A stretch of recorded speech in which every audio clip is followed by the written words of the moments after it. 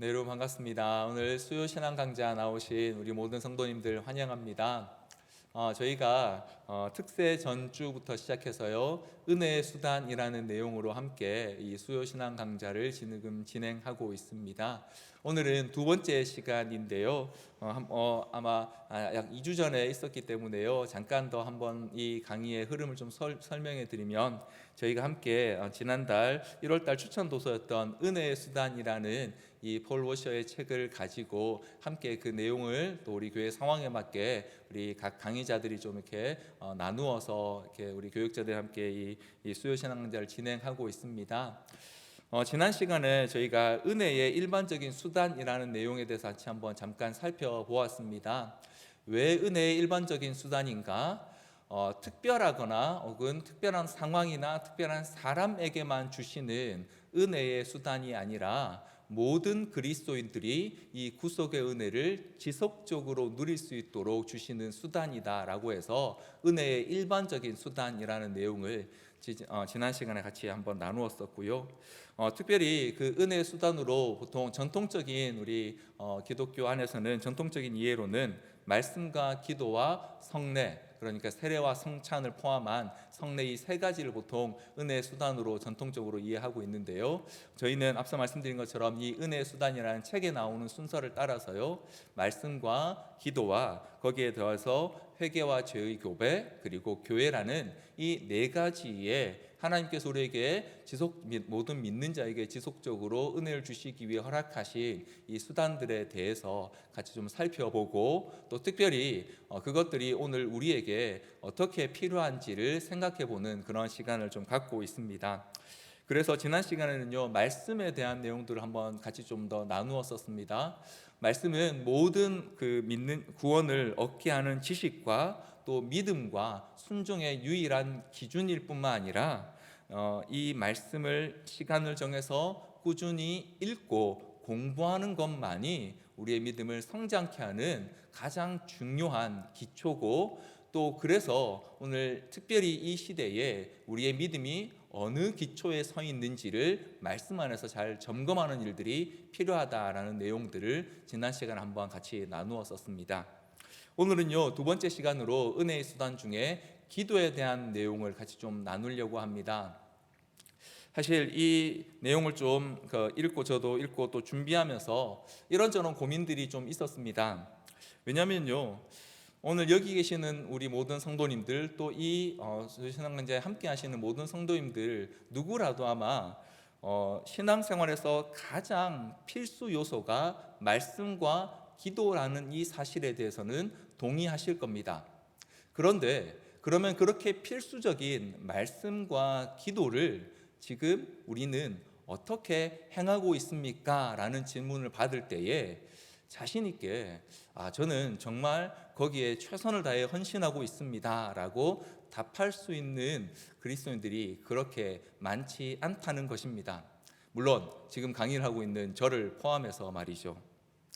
분명 우리는 이 말씀과 기도가 우리 신앙생활의 필수라는 사실은 잘 알고 있습니다. 그런데 돌이켜보면 신앙생활에서 가장 소홀히 여기고 있는 것들이 바로 이 말씀과 기도가 아니었나라는 이 반성을 우리는 피할 수 없다라는 것이 바로 오늘 강의를 준비하면서 저 자신에게도 가장 큰 어려움이었습니다. 특별히 기도라는 주제를 가지고 강의를 해야 한다는 게 상당히 큰 부담이기도 했습니다. 만약 누군가가 그래서 목사님이 기도를 얼마나 하세요? 라고 물어보신다면 저 또한 자신이 별로 없기 때문이기도 합니다.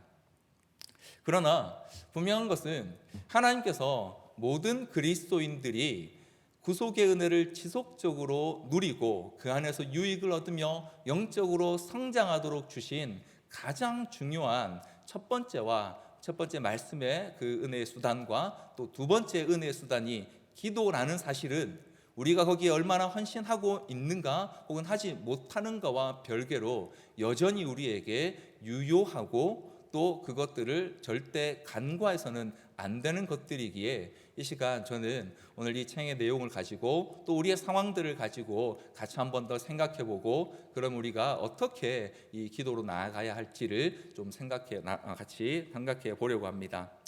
첫 번째로는요, 먼저 이 기도라는 것을 이야기할 때에 우리는 이 질문을 먼저 한번 좀 우리 자신에게 던져볼 필요가 있습니다.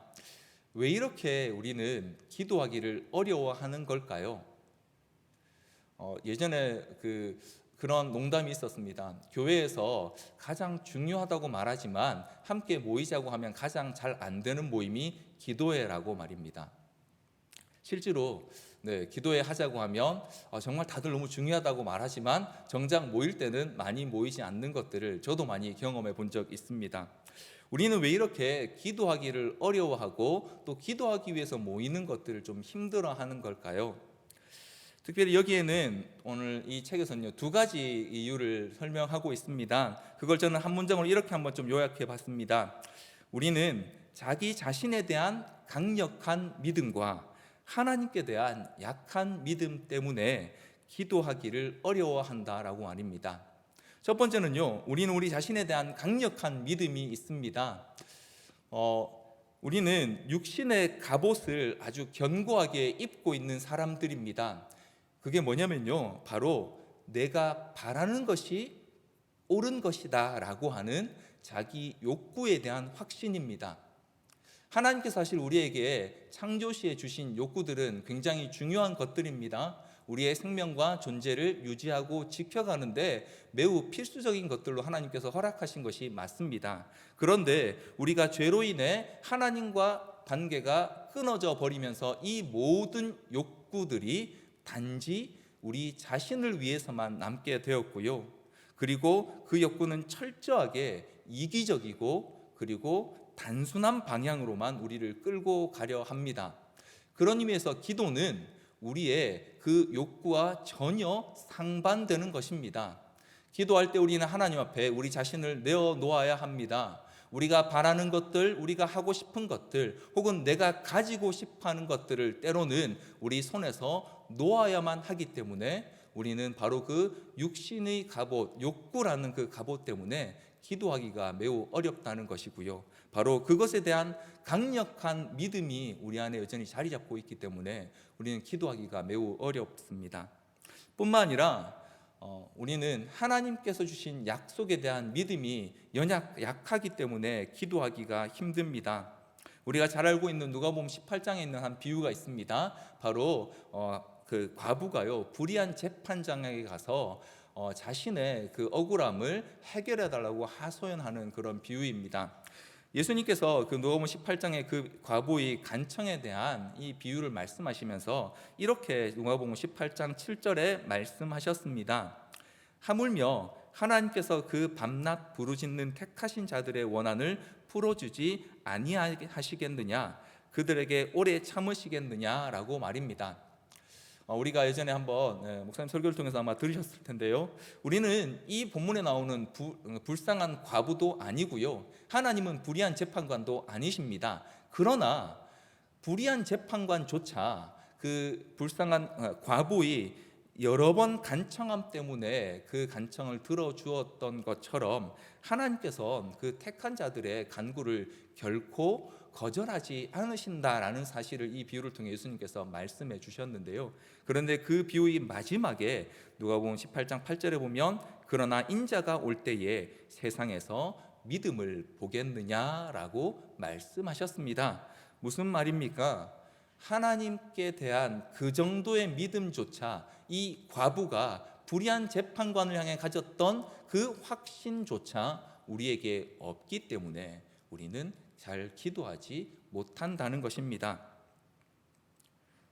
다시 한번 말씀드리자면 우리는 우리가 할 수 있다는 혹은 우리의 욕구를 따라가는 것만으로도 충분하다는 아주 강한 믿음과 하나님께서 우리의 간구에 응답하실지 알 수 없다는 그 약한 믿음 때문에 기도하기가 매우 어렵다는 것이죠. 그리고 우리는 종종 기도에 대해서 이런 오해들을 가지기도 합니다. 먼저는요, 일방적으로 우리가 하나님께 우리의 필요들을 그저 말하고 또 달라고 요구하는 것만을 기도로 여기는 경우들이 있습니다. 물론 우리가 그런 기도의 과정들을 거쳐가야 할 때가 있습니다.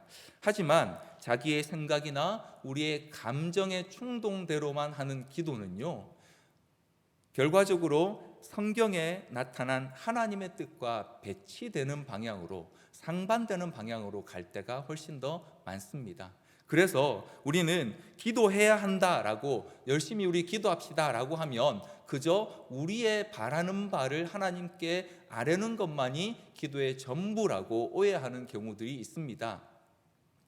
또한 이런 경우들이 있습니다. 어차피 하나님께서 다 아시는데 내가 뭐 특별히 기도할 게 별로 없는 것 같은데 라고 생각하는 경우입니다. 이것이 바로 우리 자신에 대한 강력한 믿음을 반증해 주는 우리의 태도입니다. 왜냐하면 하나님께 굳이 구하지 않아도요, 우리가 할 수 있는 것들이 너무나 많기 때문입니다. 아니, 우리가 해낼 수 있는 것처럼 우리는 확신하기 때문에 하나님께 별로 구할 게 없습니다. 하나님이 도와주시면 좋은데 안 도와주셔도 그 정도는 내가 얼마든지 할 수 있다라고 우리는 확신하기 때문입니다. 그리고 아주 가끔 이런 기도를 하는 경우들도 있습니다. 성경에 나와 있는 기도나 혹은 하나님의 어떤 약속들을 기계적으로 반복하는 것만이 좋은 기도다라고 오해하는 경우들도 있습니다. 실제로 우리나라에서도요, 1만 번 주기도라는 이런 운동을 하시는 목사님들이 종종 있었습니다. 책도 여러 권 제가 봤었고요. 주기도문을 1만 번 암송을 하면 엄청난 축복을 받는다라는 이런 이제 주장을 하신 건데요. 여러분, 과연 그럴까요? 네, 그 주기도가 과연 주님이 가르치신 기도인지 아니면 주문인지 우리는 굉장히 의아할 수밖에 없습니다. 성경에 있는 기도나 하나님의 약속을 기억하는 것은 매우 중요합니다. 그러나 이후에 저희가 함께 살펴보겠지만 예수님께서도 기도하실 때에요, 단지 하나님 말씀을 반복하는 방식의 기도를 하시지 않았다는 것을 우리는 이후에 볼 수 있습니다. 그런 의미에서 우리는 단순히 이런 어떻게 우리가 우리의 자신의 생각이나 감정을 아뢰는 것 혹은 하나님이 아실 것이라는 어떤 기도의 오해들을 넘어서고, 그리고 우리가 갖고 있는 이 육신의 갑옷이라는 사단의 함정과 간궤에 빠지지 않기 위해서 우리는 더더욱 더 하나님께 기도하는 일에 힘써야 할 필요가 있습니다. 우리 육신의 갑옷이라고 할 수 있는 이 욕구는요, 결국에는 점점 우리를 옥죄서 사단의 함정과 간궤에 빠지게 만들 수밖에 없고요. 그리고 우리가 우리의 연약한 믿음을 그대로 방치해 두면 결국에는 우리는 하나님의 약속보다 사단이 우리 눈앞에 보여주는 것들을 더 신뢰하는 방향으로 갈 수밖에 없는 존재이기 때문입니다. 그래서 우리는 기도함으로 하나님의 전신갑주를 입는 일들을 소홀히 할 수 없습니다. 자, 그렇다면 이렇게 기도의 우리의 그 장애물들을 넘어선 다음에 어떻게 기도해야 하는 것일까요? 우리는 여기서 두 가지의 본을 한번 좀 살펴볼 필요가 있습니다. 첫 번째는 바로 예수님의 기도의 본입니다. 예수님께서는 어떻게 기도하셨을까요? 성경을 보면 예수님께서 기도하셨다는 기록들이 상당히 자주 나와 있습니다. 특별히 지금 저와 여러분이 함께 매일 성경을 통해서 묵상하고 있는 이 누가복음에 보면요, 예수님이 기도하셨다는 언급들을 자주 볼 수 있습니다. 먼저 예수님께서는요, 일상적인 상황에서도 기도하시러 자주 나가셨습니다. 누가복음 4장 42절 말씀인데요, 우리 4장 42절 말씀을 함께 읽어보도록 하겠습니다. 같이 한번 읽겠습니다. 날이 밝음에 예수께서 나오사 한적한 곳에 가시니 무리가 찾다가 만나서 자기들에게서 떠나시지 못하게 만류하려 하며, 예수님께서 한 동네에 가셔서 복음, 사람 병자들 치유하시고 복음을 전하신 후에 다음 날 아침 날이 밝자마다 예수님께서는 한적한 곳에 가셔서 기도하셨습니다. 뿐만 아니라 누가복음 5장 15절로 16절 말씀에도 보면 비슷한 기록이 있습니다. 누가복음 5장 15절 16절을 우리 같이 한번 또 읽어 보겠습니다. 예수의 소문이 더욱 커짐에 수많은 무리가 말씀도 듣고 자기 병도 고침을 받고자 하여 모여 오되 예수는 물러가사 한적한 곳에서 기도하시니라. 예수님께서 수많은 사람들이 자신을 찾아오시는 것을 보고도요, 그들을 잠시 그냥 두시고 한적한 곳에 혼자 가셔서 기도하셨습니다. 예수님께서는 자신의 사역의 그 틈틈이 또 시간 나는 대로 혹은 시간을 특별히 따로 떼서 기도하시는 것이 예수님의 아주 중요한 일상이셨음을 우리는 성경 곳곳에서 찾아볼 수 있습니다. 뿐만 아니라 예수님께서는요, 특별한 때를 위해서도 기도하셨습니다. 특별히 예수님께서 특별한 때를 위해 기도하셨던 사건들이요, 누가복음 먼저 3장 21절에 보면 예수님께서 세례를 받으실 때에도 기도하셨다라는 내용이 기록되어 있습니다. 3장 21절 말씀입니다. 백성이 다 세례를 받을새 예수도 세례를 받으시고 기도하실 때에 하늘이 열리며라고 기록되어 있습니다. 예수님께서는 분명 하나님의 아들이셨습니다. 그리고 예수님께서 세례를 받으시는 것 또한 하나님의 일들을 이루시기 위한 굉장히 의도되고 계획된 내용들이셨습니다. 그러나 예수님은 그 세례를 받으시고 기도하셨습니다. 그리고 그때에 하늘이 열리고 하나님의 음성이 그들 가운데 들리게 된 사건이 나타났습니다. 뿐만 아니라 예수님께서는 제자들을 부으시는 일들을 앞두고도요, 밤을 새서 기도하셨습니다. 누가복음 6장 12절로 13절 말씀인데요, 우리 같이 한번 읽어보겠습니다.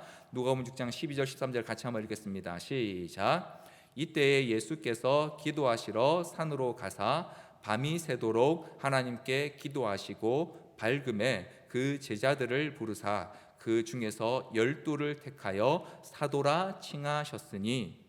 여러분 여기 한번 보십시오. 예수님께서 그들을 따라다니던 여러 무리 가운데 제자들을 특별히 12를 택하셔서 사도라 칭하시기 전날 밤을 새서 기도하셨습니다. 왜 그러셨을까요?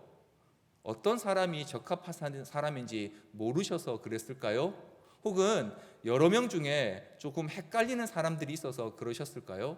그렇지 않으셨을 것입니다. 예수님께서 하나님의 뜻을 충분히 알고 또 사람의 중심을 보시는 분이심에도 불구하고요, 이 특별한 일을 앞두고 하나님 앞에 특별한 기도의 시간을 보내셨던 것입니다.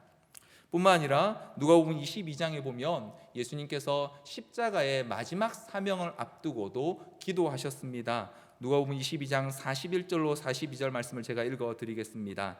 그들을 떠나 돌 던질 만큼 가서 무릎을 꿇고 기도하여 이르시되 아버지여, 만일 아버지의 뜻이거든 이 잔을 내게서 옮기시옵소서. 그러나 내 원대로 마시옵고 아버지의 원대로 되기를 원하나이다 하시니. 여기서 우리는 예수님의 아주 특별한 기도를 볼 수 있습니다. 예수님은 분명히 사명을 위해 사셨던 분입니다. 태어나시는 그 순간부터 예수님 하나님 아버지께서 원하시는 바로 그 사명을 위해 사셨던 분임에도 불구하고 지금 예수님께서는 아버지여, 아버지의 뜻이거든 이 잔을 내게서 옮겨 달라고 그 마음에 있는 간절한 소원을 하나님께 아뢰고 그 마음의 감정적인 호소를 아버지 하나님께 드리시는 것을 볼 수 있습니다. 여기서 예수님의 기도가 구약에 나오는 하나님의 약속을 반복하는 기도가 아니었다는 사실도 우리는 볼 수 있고요, 뿐만 아니라 예수님께서는 자신의 마음에 있는 감정과 생각과 그 원함들을 있는 그대로 하나님 아버지께 아뢰는 기도를 하셨다는 사실을 볼 수 있습니다. 그런 의미에서 예수님의 이 기도는 오늘 저와 여러분에게 굉장히 중요한 기도의 모범을 보여주는 것입니다. 특별히 이러한 예수님의 기도의 모습과 예수님의 공생의 사역을 지켜본 제자들의 반응이 우리에게 굉장히 중요한 한 가지를 또 보여줍니다. 이 예수님의 공생의 사역을 지켜본 제자들은 예수님의 그 사역의 핵심으로 무엇을 지정했냐면 바로 예수님의 기도를 그들이 배우기를 요청했습니다. 누가복음 11장 1절 말씀에 보면요, 제자들이 예수님께 이렇게 요청했습니다. 우리 같이 한번 읽어보겠습니다. 시작. 예수께서 한 곳에서 기도하시고 마치심에 제자 중 하나가 여짜오되 주여 요한이 자기 제자들에게 기도를 가르친 것과 같이 우리에게도 가르쳐 주옵소서. 단순히 기도문을 알려달라거나 혹은 예수님의 어떤 사역의 기술을 배우고자 한 것이 아니라 예수님이 그 공생의 기간 동안 가장 힘써 하셨던 것, 그래서 그들도 이것만은 반드시 배워야겠다고 생각한 것이 무엇이었냐면 바로 예수님이 하시는 기도였던 것입니다. 이것을 통해서 우리는 예수님조차도요, 하나님이시자 완전한 사람으로 이 땅에 계셨던 예수님조차 그분이 가야 할 길과 또 그 길 가운데 필요한 힘을 하나님 아버지께 기도로 구하셨다는 사실, 그리고 그 기도를 통하여 성령님을 통한 공급으로 그 사명의 길을 갈 수 있었다는 사실을 우리는 분명히 볼 수 있습니다. 그래서 우리도 여전히 기도해야 하는 것입니다. 온전한 사람이셨던 예수님께서 기도하셨기 때문에 바로 저와 여러분도 기도해야만 하는 것입니다. 뿐만 아니라 이와 같은 예수님의 본을 성경 말씀을 통해 배웠던 우리 믿음의 경건한 선배들도 그렇게 기도하기 위해 힘썼습니다. 특별히 우리 경건한 선배들은 이 기도를 위해 두 가지를 했습니다. 하나는요, 첫 번째로는 성경을 통해서 하나님을 배우기를 힘썼습니다. 왜냐하면 기도가요, 단순히 기술이나 혹은 도구가 아니라 우리가 얼마 전 말씀을 통해 들었던 것처럼 기도는 철저하게 하나님과의 관계를 상정하고 있는 일이기 때문입니다.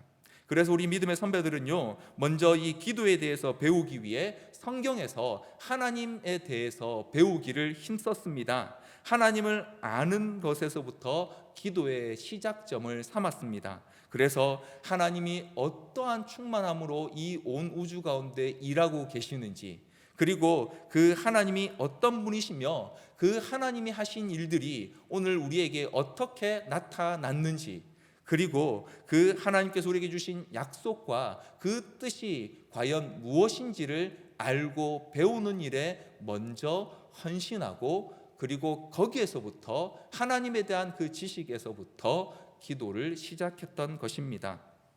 그래서 우리는 지난 시간에도 보았던 것처럼 하나님 말씀을 지속적으로 읽고 배우기를 힘써야 합니다. 말씀의 내용뿐만 아니라 그 안에서 하나님에 대해 알기를 더욱더욱 힘쓸 때에 우리는 이 기도를 시작할 수 있게 되는 것입니다. 또한 우리 믿음의 선배들은요, 성경을 통해서 기도를 배우기도 힘썼습니다. 기도를 배우기 힘썼다는 말은요, 기도의 어떤 구체적인 기술을 배우기 위해 힘썼다는 것이 아니라 성경에 나오는 많은 기도와 성경에 나오는 인물들의 그 기도를 통하여서 어떻게 하면 이 하나님과의 관계를 더 잘 누릴 수 있을지를 배우기를 힘썼다는 것입니다. 그래서 기도의 교리를 배울 뿐만 아니라 믿음의 그 성경에 나온 기도들을 묵상하면서 하나님께 더 잘 나아가기 위해서 우리는 어떻게 기도해야 할까를 우리 믿음의 선배들은 진지하게 배우고 또 그 기도의 본들을 따랐고요, 거기에 전심전력하여서 하나님을 누리고 또 하나님과 기도의 관계를 더 깊이 나아가기 위해 힘썼던 것입니다. 정리해보면 이렇습니다. 그러면 우리는 어떻게 기도해야 할까요? 먼저는요, 예수님께서 우리에게 보여주신 그 본을 따라서요, 우리가 기도하지 못한다는 것이 우리의 시간이나 우리의 상황이나 장소의 문제가 아니라 바로 우리의 믿음의 문제임을 우리는 먼저 정확하게 인정해야 합니다. 예수님께서도 하나님께로부터 은혜를, 그 도우심을, 또 그 필요들을 구하셨다면 우리가 구하지 않는 것은 우리가 예수님보다 더 뛰어나든지 아니면 우리에게 그 믿음이 없기 때문이라는 사실을 보여주는 것이기 때문입니다. 그래서 기도는 우리가 어떻게 기도해야 할까 하는 문제는요, 우리가 얼마나 기도할 수 있는 시간을 확보할 수 있느냐, 혹은 내가 개인적으로 기도할 수 있는 장소가 있느냐, 아니면 내가 기도할 수 있는 상황이 되느냐의 문제가 아니라 내 마음에 기도해야겠다는 믿음과 그 하나님의 약속에 대한 확신이 있는가의 문제라는 것입니다. 그리고 그 확신이 있다면 우리는 반드시 기도하게 되어 있습니다. 또한 우리는 어떻게 기도해야 될까라는 질문에 있어서 먼저 말씀에서부터 이 기도의 자리로 나아가기를 힘써야 합니다. 물론 기도의 시작은요, 나의 생각이나 나의 상황, 혹은 나의 연약함, 혹은 내 마음에 있는 여러 가지 문제들일 수 있습니다. 그러나 그러한 상황에서부터 시작한 기도가 점점점 하나님께 가까이 가기 위해선 우리에게 하나님을 알려주고 또 하나님께서 원하시는 바의 그 방향을 알려주는 말씀으로 나아가지 않고서는요, 우리의 기도가 바른 기도로 나아갈 수 없기 때문입니다. 그래서 우리는 기도하지 못하면 우리의 믿음의 문제임을 인정하고 하나님 말씀의 기초의 가운데 서서 그 말씀에서부터 우리가 기도하는 자리로 나아가기를 결단하고 그 결단에 계속해서 우리 자신을 헌신하며 나아가야 하는 것입니다. 특별한 기도의 방법이 아니라, 혹은 특별한 어떤 기도의 시간이나 어떤 특별한 기도의 문장이 아니라 우리의 믿음의 고백을 따라 하나님께서 우리에게 보여주시는 하나님의 약속을 따라 우리는 기도해야 하는 것입니다. 자, 그렇다면 우리는 기도할 때 무엇을 기도해야 하는 것일까요?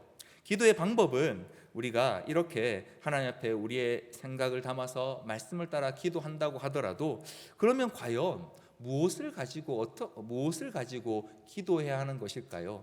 이 또한 예수님께서 우리에게 보여주신 아주 중요한 기도의 본을 통해서 우리가 한번 배워볼 수 있습니다. 바로 우리가 흔히 주기도문이라고 알고 있는 예수님께서 제자들에게 또 이후 우리 모든 믿는 자들을 위해 가르쳐 주신 기도에 있는 내용들을 통해서요, 우리는 크게 두 가지의 아주 중요한 기도 가운데 반드시 우리가 담아야 할 중요한 두 가지 보석을 발견할 수 있습니다. 주기도문에서 발견할 수 있는 첫 번째 보석은요, 바로 하나님께 대한 친숙함과 경외함입니다. 주기도문의 시작은 이렇게 시작하고 있습니다. 하늘에 계신 우리 아버지여 라고 말입니다. 오늘 저와 여러분이 기도하는 대상이 어떤 분이신지를 정확하게 보여주고 있습니다. 그분은 하늘의 왕이시고 모든 왕의 왕이시며 모든 세상의 주인이십니다. 그런 하나님께서 지금 저와 여러분의 아버지로 우리에게 다가오고 계시는 것입니다.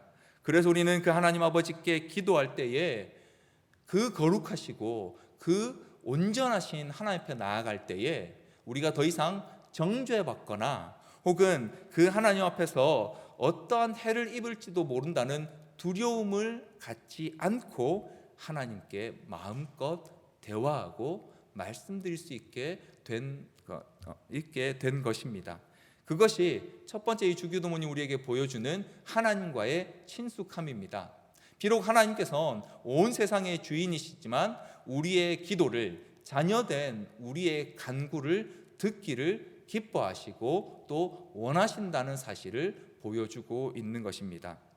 그런데 동시에 그러하면서도 그 하나님께서 우리의 모든 찬양과 경배와 우리의 모든 경외함을 받기에 합당한 하나님이시란 이 두 가지 사실, 친숙함과 우리의 경외함이 하나님 앞에 같이 나아가야 함을 이 주기도문의 첫 번째 문장이 우리에게 보여주고 있습니다.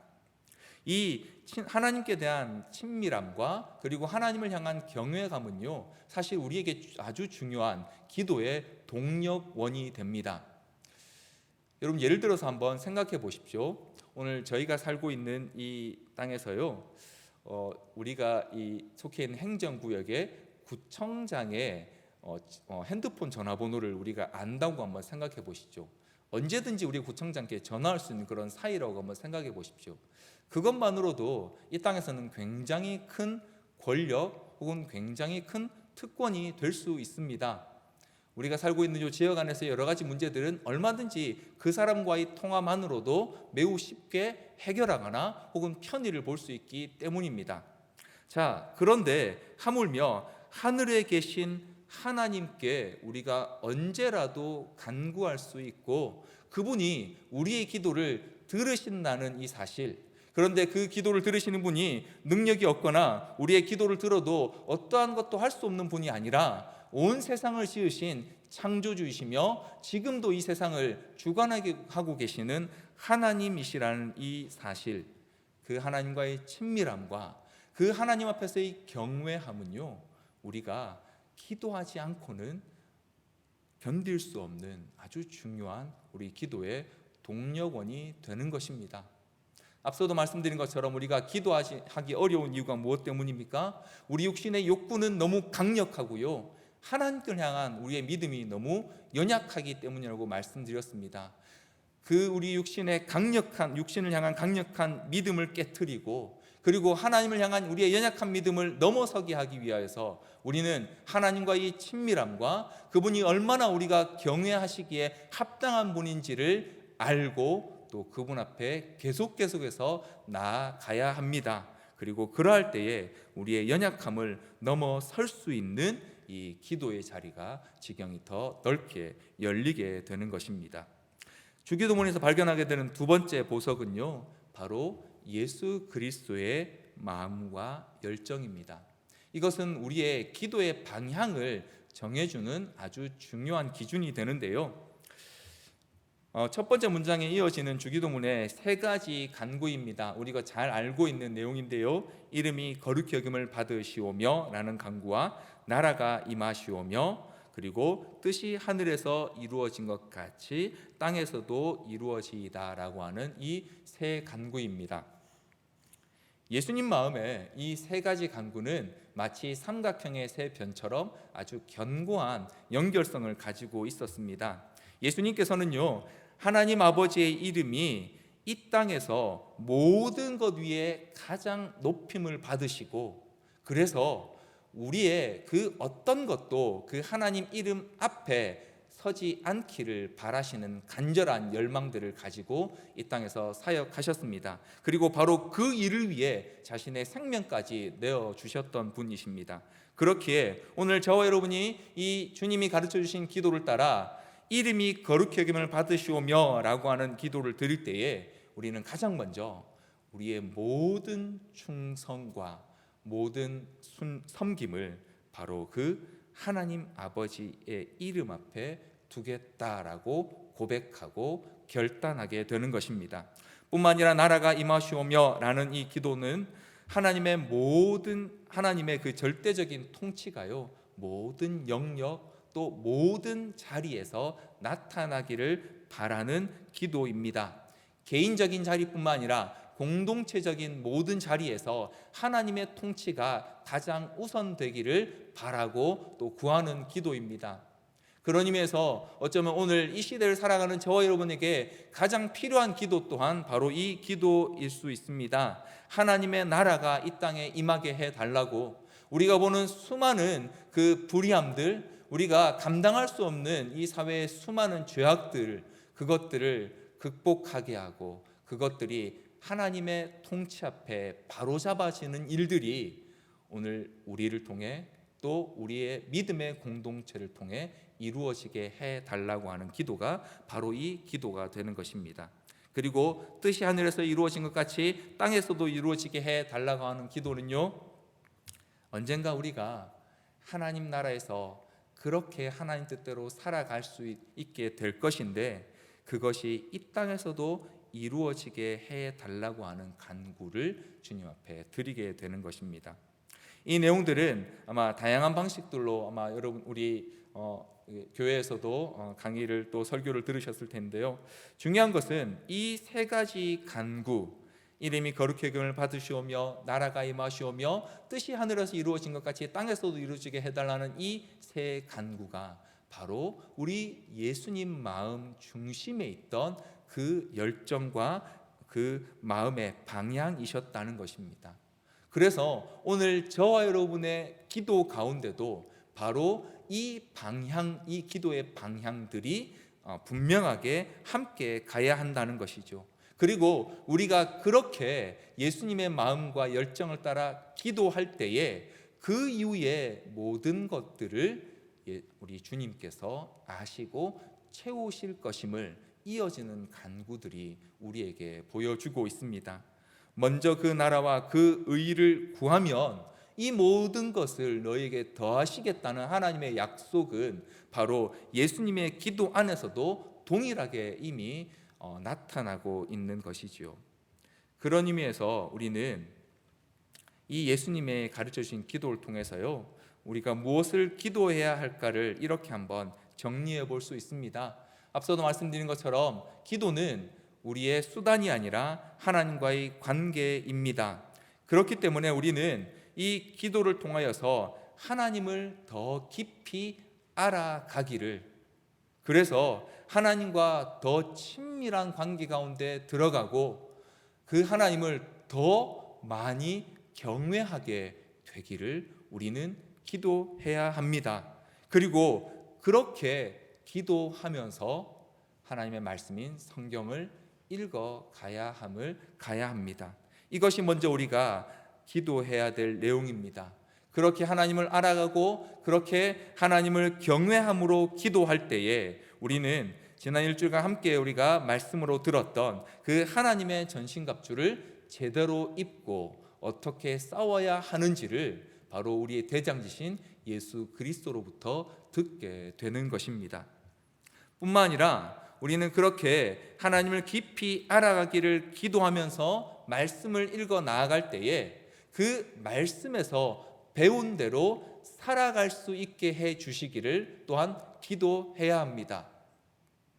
말씀을 읽기만 하는 것이 아니라, 말씀에서 단지 지식만을 쌓는 것이 아니라 그 말씀의 지식이 내 삶에, 내 영혼에 새겨져서 그렇게 살아갈 수 있게 되기를 기도해야 하는 것입니다. 그것이 예수님이 하셨던 기도를 따르는 기도이고, 또 예수님께서 바라셨던 그 일들을 우리가 행해 나가는 기도가 되기 때문입니다.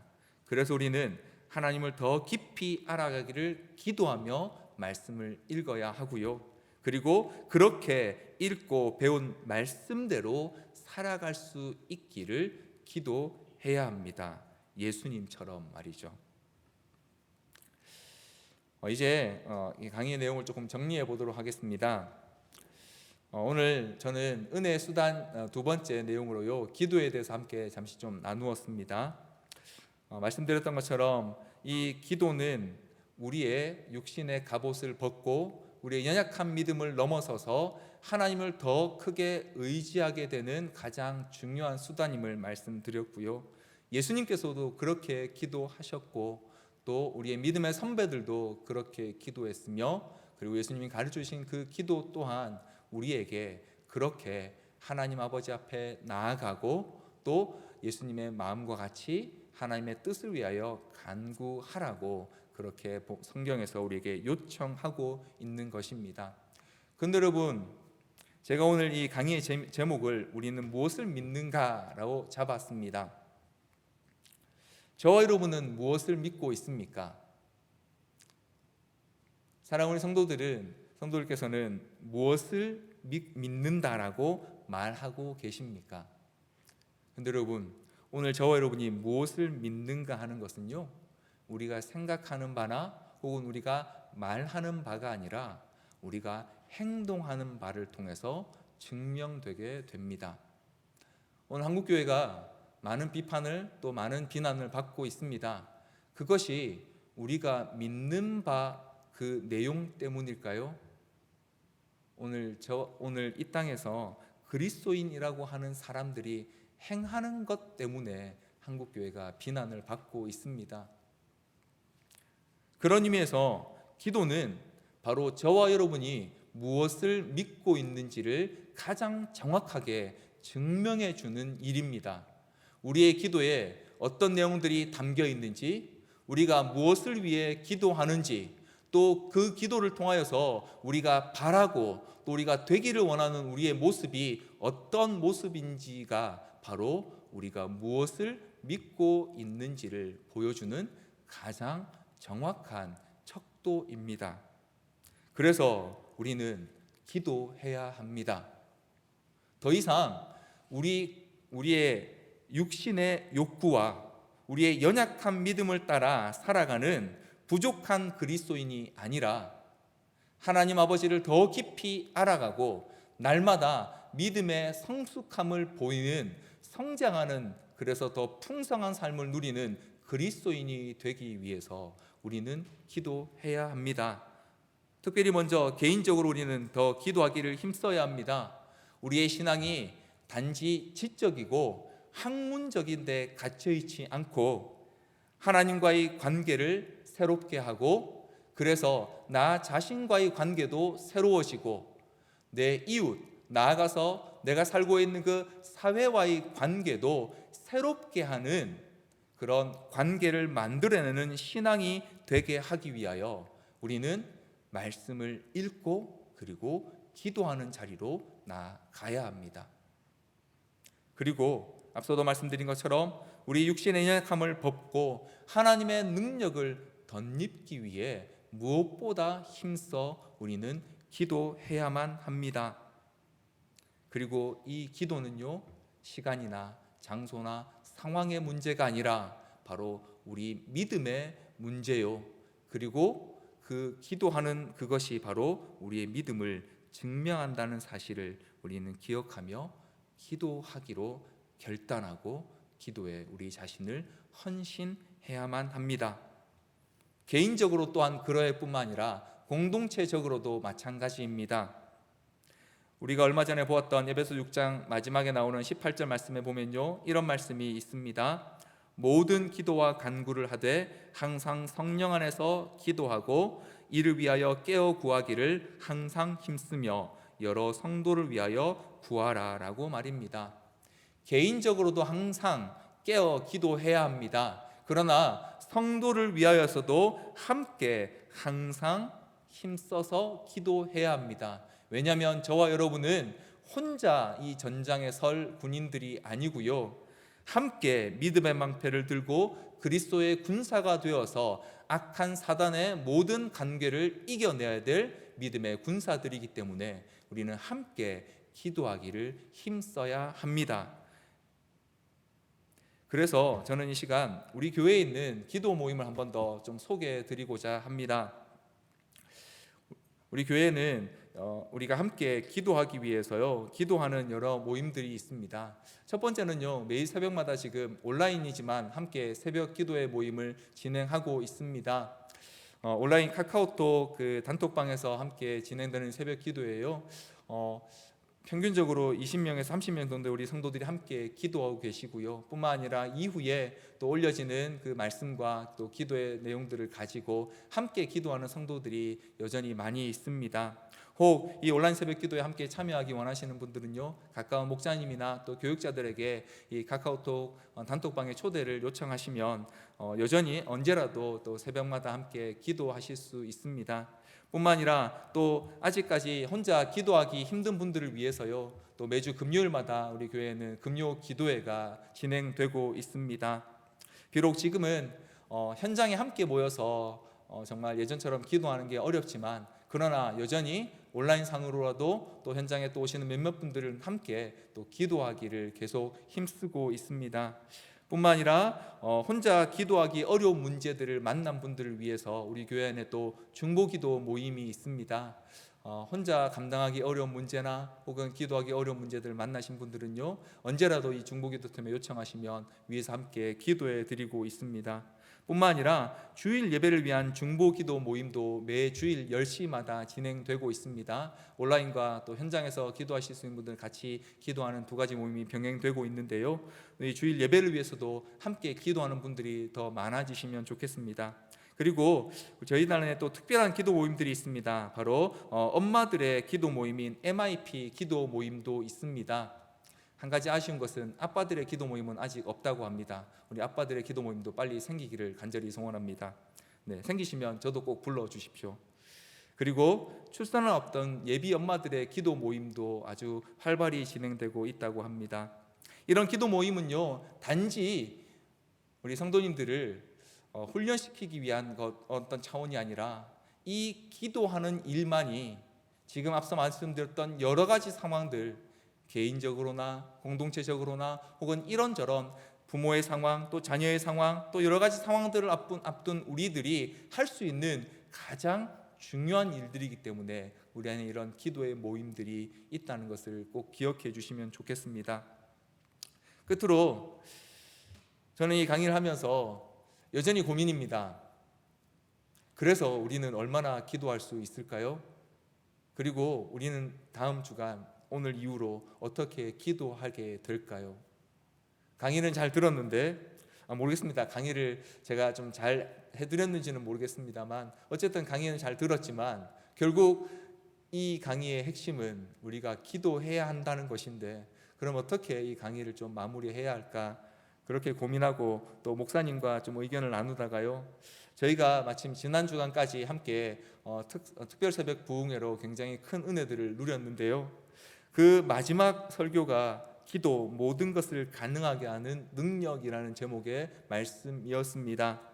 그래서 저는 오늘 이 마지막 강의의 마지막으로요, 우리가 함께 그동안 들었던 이 말씀을 기억하는 기도로 먼저 우리의 기도를 시작해 보기를 요청드립니다.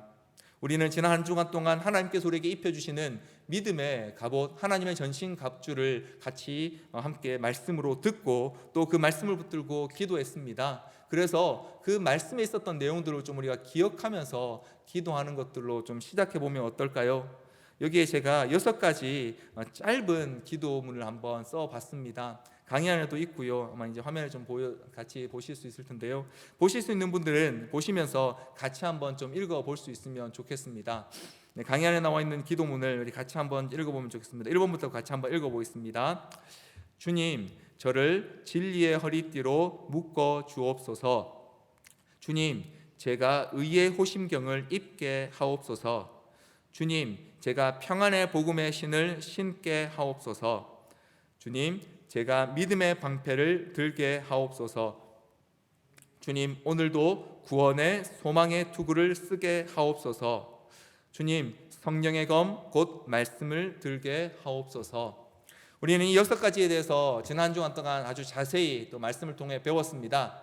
그런데 중요한 것은 우리가 이제 구체적으로 이것들을 입고 또 사용해야 하지 않겠습니까? 그래서 저는 우리 성도님들께서 다른 어떤 것보다 여기에서부터 먼저 기도를 시작해 보시면 좋겠습니다.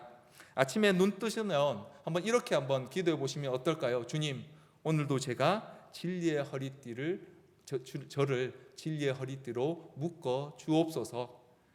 제가 의의 호심경을 입게 주옵소서. 또 제가 평안의 복음의 신을 신게 해 주옵소서. 또 제가 믿음의 방패를 드는 자 되게 하옵소서. 또 구원의 소망의 투구를 쓰고 오늘을 살아가는 자가 되게 해 주옵소서. 뿐만 아니라 성령의 검 곧 말씀을 드는 자가 되게 달라고, 그렇게 우리 자신을 놓고 한번 한 곳 한 곳 짚어가면서 기도해 보면 어떨까요? 뿐만 아니라 우리의 남편이나 혹은 아내나 혹은 우리 자녀들을 또 집 밖으로 내보낼 때 출근하는 남편을 위해, 출근하는 아내를 위해, 또 학교나 또 어린이집, 유치원에 가는 우리 아이들을 위해서 한번 이렇게 기도해 주시면 어떨까요? 하나님, 사랑하는 누구누구 우리 아이가 진리의 허리띠를 묶는 자 되게 해달라고, 또 의의 호심경을, 의의 가슴마기를 입은 사람 되게 해달라고, 평안의 복음의 신을 신은 사람 되게 해달라고, 그리고 하나님 주시는 믿음의 방패를 드는 사람, 구원의 투구를 쓴 사람, 그리고 말씀을 기억하는 성령의 검을 가진 사람 되게 해달라고 한번 그렇게 기도해 주시면 어떨까요? 그 아이가 그 엄마의 또 아빠의 기도를 들었을 때 어떤 마음이 들겠습니까? 혹 자녀들이 이미 출가해 계시다면, 멀리 떨어져 있다면, 멀리 떨어져 있는 그 자녀들 위해서 이렇게 한번 기도해 보시면 어떨까요? 주님, 사랑하는 우리 아들, 사랑하는 딸, 오늘도 진리의 허리띠로 묶인 사람 되게 해달라고, 특별히 그 직장 혹은 가정 가운데서 의의 호심경으로 보호해 주시고 평안의 복음의 신을 신는 사람이 되게 해달라고 말입니다.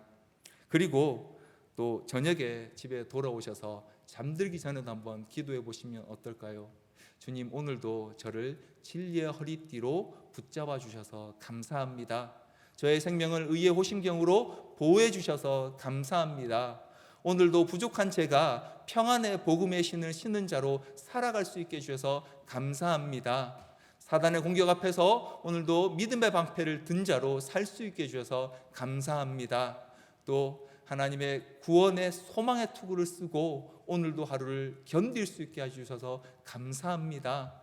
그리고 오늘 아침 혹은 오늘 제가 보았던 그 말씀이 내 삶의 능력으로 또 사단을 향한 강력한 공격의 무기로 쓰일 수 있게 해주셔서 감사합니다. 혹 넘어지셨다면 내일은 그렇게 할 수 있게 해달라고 하나님께 도움을 요청해 보시면 어떨까요? 사랑하는 성도 여러분, 말씀과 기도는 우리 믿음의 가장 중요한 기초입니다. 그러나 더 이상 이 말씀과 기도를 우리 믿음에서 가장 소홀히 여기는 것이 되지 않도록 힘쓰고 또 그 일에 헌신하는 저와 여러분 되기를 주님의 이름으로 간절히 소원합니다.